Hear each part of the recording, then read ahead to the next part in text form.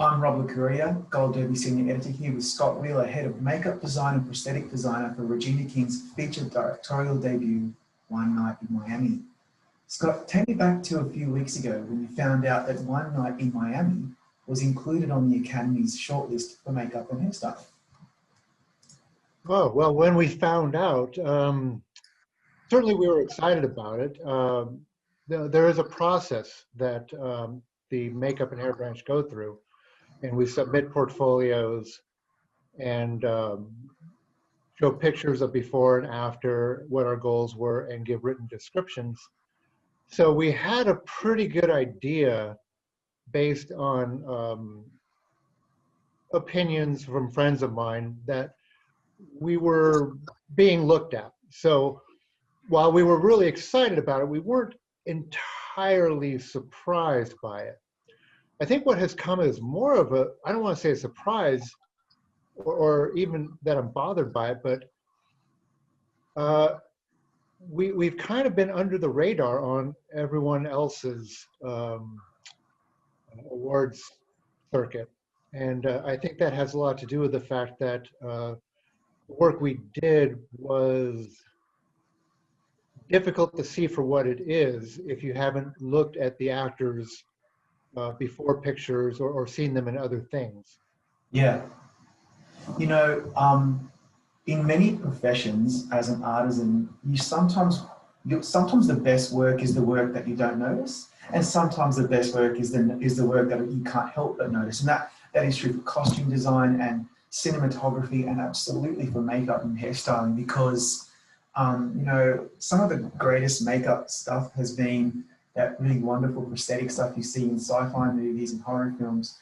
But man, when you start to look into more subtle work, especially period work like this, I can't imagine how difficult it would have been to recreate 4 black icons, Cassius Clay, Malcolm X, Sam Cooke, and Jim Brown, which we all know what they look like. Like we know, we've seen millions of photos, they're so famous. So unless they look flawless and real, the movie falls over, because we have expectations. If you're not meeting them, I'm not in this movie at all. So no pressure. What were your thoughts when you thought, okay, this is going to be really, really difficult? What were your original, initial thoughts? Well, my initial thoughts were very much about those 4 icons. Muhammad Ali, who was Cassius Clay in this movie, it's before he has changed his name, was my idol as a child. It still is. I mean, we were very serious. The entire family was very serious Muhammad Ali fans. We used to go see all of his fights, closed circuit TV. My dad was buying a $30 closed circuit TV ticket for me at the age of 8 to see him go fight Joe Frazier the first time, and which is about a $300 ticket by, you know, when you figure in inflation. So the feeling was one of intense responsibility to represent these 4 icons and do them justice. And I think this was sort of a universal feeling from Regina on down. I'm not going to use the word that we used, but we were all sort of saying, we better not screw this up. And so, yeah, there was a lot of pressure, not just in creating likenesses in general, but in creating likenesses of these 4 amazing human beings. Yeah, because as I said, if you get it wrong, then I'm just looking at a guy with stuff on his face, and it doesn't look real at all. Let's go through each of the 4 characters if we could, because I'd really love to kind of delve in a bit deeper about how you pulled this off. And we'll go through it one by one. So Aldous Hodge plays Jim Brown, a famous NFL player, one of the best. And I was quite surprised to see that you used Nostril Prosthetics, because I didn't know that existed, because I, you know, I'm not a makeup designer, and dental plumpers in his cheeks to fill out his very lean face. And that's why he looks so different to the Aldous Hodge that we expect to see, and yet looks so much like Jim Brown. Tell me more about recreating that look. Well, Aldous was one of the 2 actors when I first communicated with him who said, transform me. I want to be Jim Brown. And so that gives us tremendous license, but it also gives us tremendous responsibility. I have no one to blame but myself if I fail. And when an actor trusts you to do that, you do feel a sort of extra sense of urgency to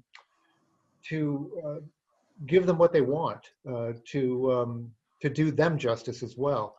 And you know, the elements that we had to deal with are time constraints, not just in terms of prepping. I basically had 3 weeks from my first meeting with Regina to our first day of shooting, which was insane. But we also had the very limited time constraints in the morning because all 4 of our actors for the first 3 weeks were in almost every day. So we had to get them through hair and makeup in an hour and a half completely, all 4 of them. So I had to design the makeups with that in mind, that not only do we have to keep makeup under an hour and a half, but makeup and hair under an hour and a half. But sometimes those limitations create new invention. And sometimes the forced conditions make you end up doing better work. So with Aldous, the obvious issue was he has a completely different shaped head and face. Jim Brown's face is probably 1.5 inches, maybe 2 inches wider than Aldous. Aldous is very triangular. It just comes to a point. Yeah. And Jim Brown is he's almost a bulldogish kind of man. Yeah, he's a unit. Yeah. Yeah, so we thought, my first thought was, okay, I can bury him in silicone, but then it becomes all about the makeup. Even if it's a successful makeup, it really turns him and his whole presence in the movie about me and the makeup. And that's not fair to him because he has to portray that incredible icon. And it's a very subtle, beautiful performance. So I had to come up with something that wouldn't get in his way, but would transform him. So we did the dental plumpers. Dental plumpers go all the way back to The Godfather. Dick Smith, who was my idol as a makeup artist, used dental plumpers on Marlon Brando to create that iconic look.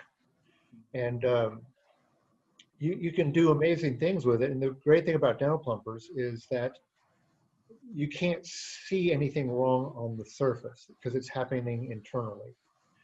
So I built the dental plumpers in such a way to try to change his face as much into Jim Brown as I could. I also was able to tweak them to actually change his lip line to match Jim Brown's, which is really important because if we tried to put a prosthetic on his lip or tried to do it with color, it would have looked like makeup.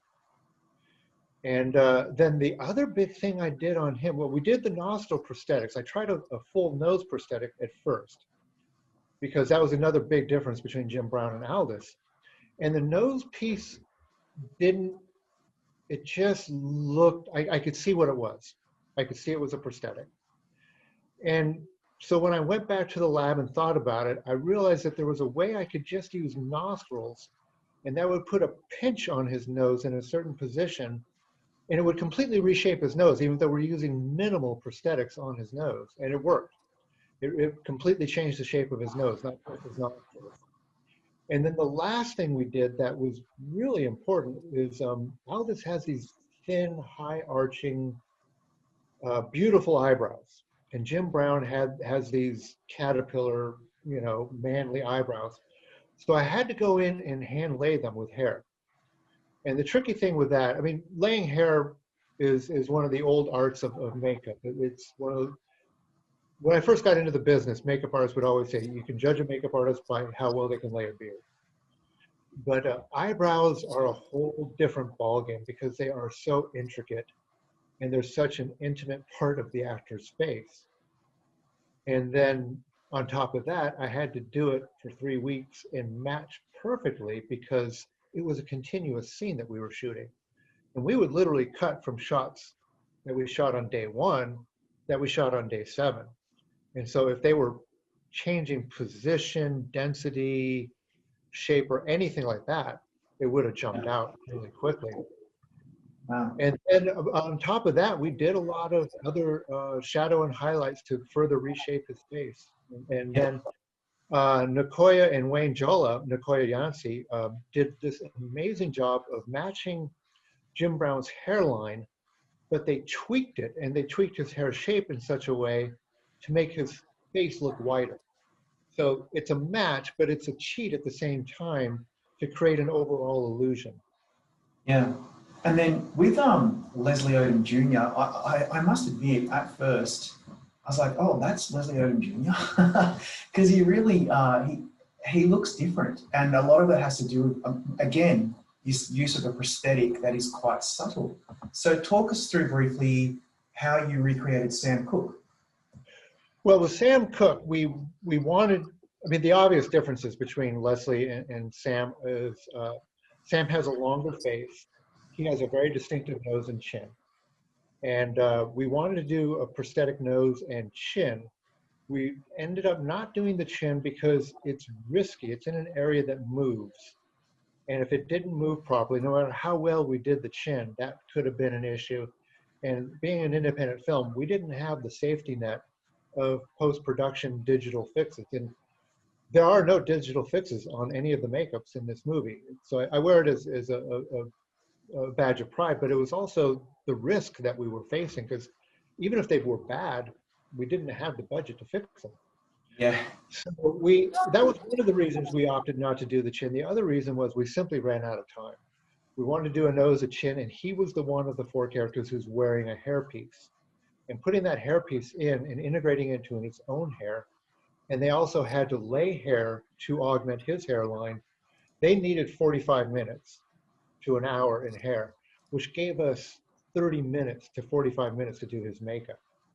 So even with the nose, we also, to compensate for the lack of a prosthetic chin, I did a very theatrical highlight and shadow with the airbrush.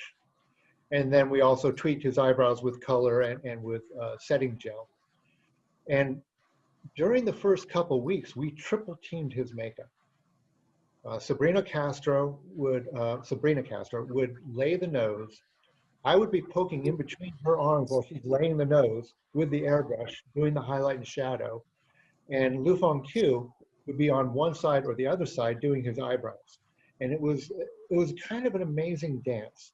And we were able to do that entire makeup, a prosthetic nose, a massive highlight and shadow for the chin that had to blend, integrate into his own skin and tweak his eyebrows in 25 minutes. That's insane. That is insane.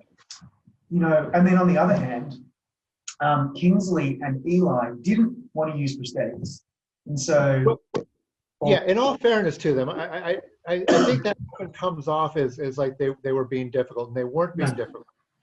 Eli's reason for not, we had made some subtle pieces for him, but he didn't want to use them because he was afraid that he would not remember he had them and would mess them up. And that seems like a goofy reason, but it's like he was actually just being very honest with us about a potential problem. Yeah. And since we were running into the time crunch anyway, and we felt that we could get Eli there with or without the prosthetic was like the icing on the cake. We were okay with using that particular prosthetic. And then we reshaped his face with the airbrush with shadow and highlight.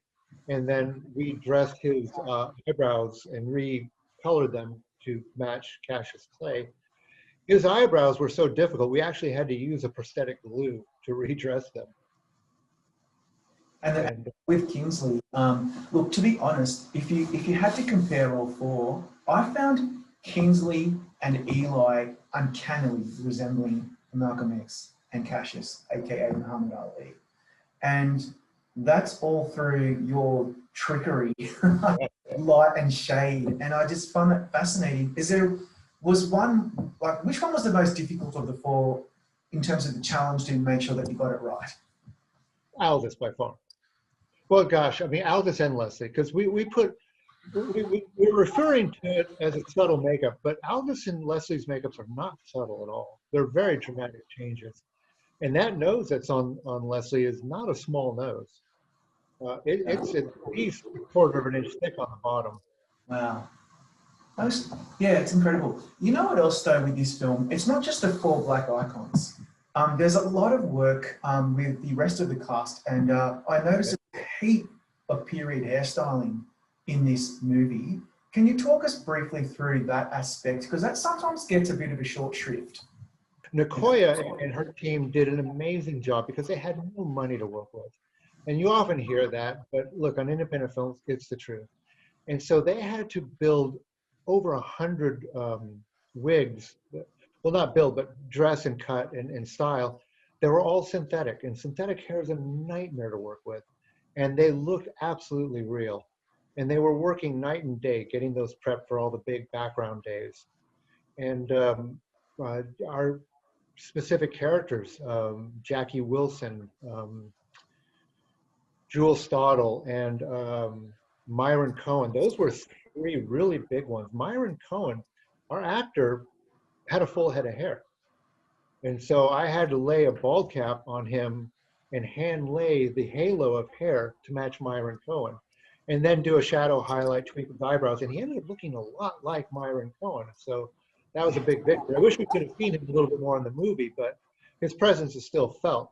So after I get through with him, the actor playing Jewel Stottle, he's bald, and Jewel Stottle has a full head of hair. So I had to pull out a handful of hair, match it to him, and hand lay a full head of hair after just doing a bald cap. Yeah. And it was a lot of shoot from the hip kind of makeup because we would get the actors the day of or the day before. Sonny Liston, Aaron, our stunt coordinator, who did the fighting for Sonny Liston, he had no hair. He had a shaved head. So they had, Nicoya and Wayne had to tweak an existing hairpiece, cut it down, and then hand lay the fade and airbrush it to smooth it out. And then I had to put the prosthetic swelling and cut eyes on him. And then that had to last for 8 hours each day of shooting in a boxing ring. Yeah. My final question is this. I love it when the Oscars recognize, for example, in costume design, contemporary work, in makeup, they recognize contemporary or nuanced and subtle work that is also quite intricate. What would you say, given that you're representing a film in which we don't see a whole bunch of space aliens, what would you say in support of the argument that the work that your team did on this film is so deserving of recognition because it recognizes a whole part of your industry that that is really vital? Yeah, well, I'll try to quote, I may not be very good at it, but Spencer Tracy, the 4-time Oscar-winning actor, when asked, I don't know if this is urban legend or not, but when he was asked for some advice on acting, his advice was, don't let them catch you doing it. And that was what we aimed to do. And I think what we succeeded in doing was no one caught us doing these transformations. Someday soon, Leslie Odom Jr., Aldous Hodge, Eli Gorey, and Kingsley Ben-Adir are going to be famous actors because they're brilliant. All 4 of them are brilliant. And people will look back at this and go, wow, they don't look anything like the people that they played. But now that they're not quite as well known as some of the other actors and actresses who are transformed in their various movies that are on the short list, I think a lot of people assume that we did nothing, which is a compliment, but it's also kind of, it's a handicap for us in this award season. I read one review where somebody questioned why One Night in Miami was even on the short list. Wow. What did they do? I wish I could have answered him. So my hope is to answer that question. Look at pictures of them in the movie, look at pictures of them in normal life, and you will see what we did.